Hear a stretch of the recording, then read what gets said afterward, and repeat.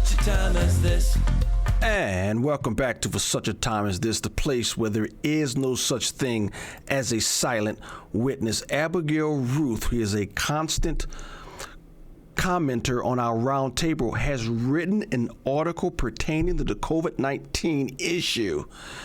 You can find it on our Facebook page. She's posted it on our Facebook page, but it is food for thought when dealing with these issues of COVID-19. She's chosen to read it for our station at Here for Such a Time as This.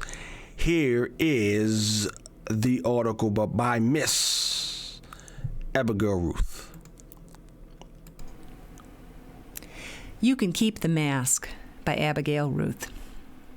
Last Thursday, Illinois Governor J.B. Pritzker extended the stay-at-home order until the end of May and announced a new requirement, wearing a mask in public indoor places such as stores. I haven't worn a mask yet, and I am loath to start. For me, the mask is not so much a tool to keep everyone safe, but a symbol of tyranny, hysteria, and a course of action that will ultimately ruin the lives of millions. Believe me when I say I sincerely hope that I am wrong, but at this point it's hard for me to see it any other way. First, let me deal with the hysteria. Contrary to popular opinion, I am not willfully endangering anyone by not wearing a mask. The fact of the matter is, the virus will work its way through the American population whether we like it or not. As it does, it will unfortunately kill many people whose health is poor, and a small percentage of others who seem to be healthy.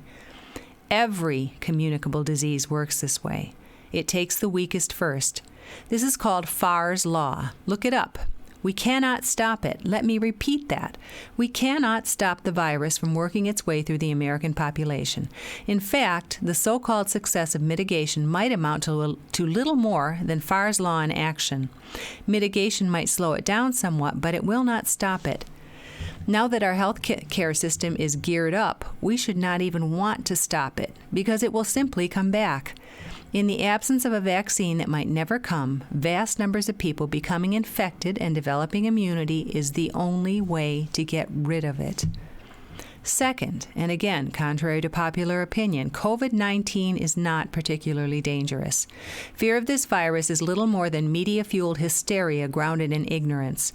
Even Neil Ferguson, author of The Faulty Model upon which the initial shutdowns were predicated, has conceded that 2/3 of the people who die from COVID-19 will most likely have died from other causes before the end of the year. The initial shutdown was based on his model, which has since been proven wrong multiple times in every way it is possible to be wrong, including mortality, infectiousness, and peak timing. A growing number of antibody studies in such diverse places as New York City, California, and even Florida indicate that the disease is much, much more contagious than previously thought. The initial concern about overwhelming the healthcare system may have been valid. But it turns out that although the virus spreads lightning fast, it is not particularly dangerous. Literally, millions of Americans have already been infected and suffered no lasting harm at all.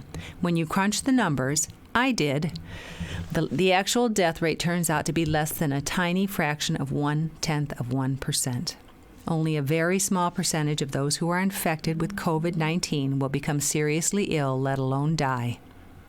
To put it into context, did you know that in 1957 and 58 there was a flu epidemic that killed 116,000 Americans? Neither did I. Maybe that's because nobody shut anything down. No one sheltered in place. No one drove alone in their car wearing a mask. The equivalent death toll in today's population would be around 190,000 people. Yet very few people even remember this. That should be instructive, but somehow it's not. On to the lawlessness.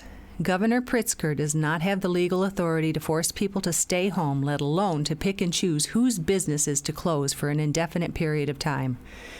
These are unconstitutional edicts that do not even accord with Illinois law. When we cooperate with Pritzker, we give him tyrannical power that he does not otherwise possess. The details of the illegality of his actions have been well explained in several recent articles at Illinois Family Institute. See the links below.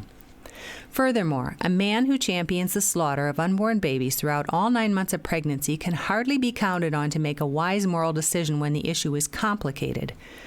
There is a certain poetic justice in it if you believe what the Bible teaches, that God sometimes judges people groups. Terrible leadership is a judgment in and of itself. Finally, the destruction.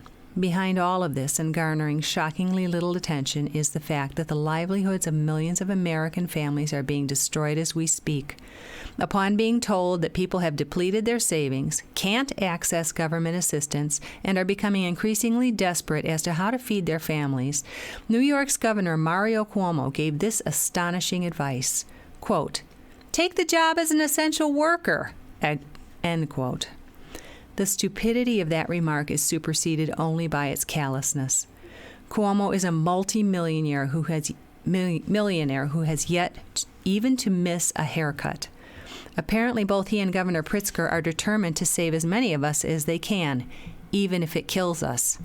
This is not about the portfolios of Wall Street fat cats taking a nosedive. It's about sending millions of American families into grinding poverty. As radio talk show host Dennis Prager has pointedly asked, quote, "What number of people going into poverty should cause us to rethink our position?" End quote. Our economic system is a bit like a Jenga tower. How many pieces can be removed before the whole thing comes tumbling down? Where are the economic models that might answer that question? Their absence is conspicuous. That alone should tell us everything we need to know about this catastrophic course of events.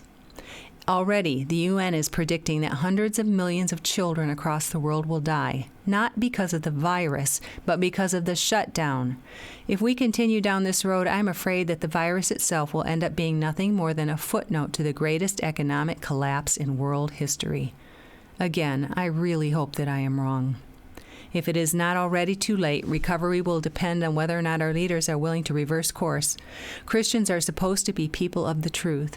Our sheep-like cooperation, including wearing a mask anytime it is not specifically required, lends credibility to this self-destructive hysteria. I will throw on a bandana when I have to go to the store, and that only because I won't be allowed to buy groceries without it, but you can keep the mask. I abhor everything it stands for. As I said, the article is on our Facebook page. And I've been saying this for the last few weeks, and it's become a mantra here for such a time as this. We do not know what tomorrow holds, but we know who holds tomorrow. God bless.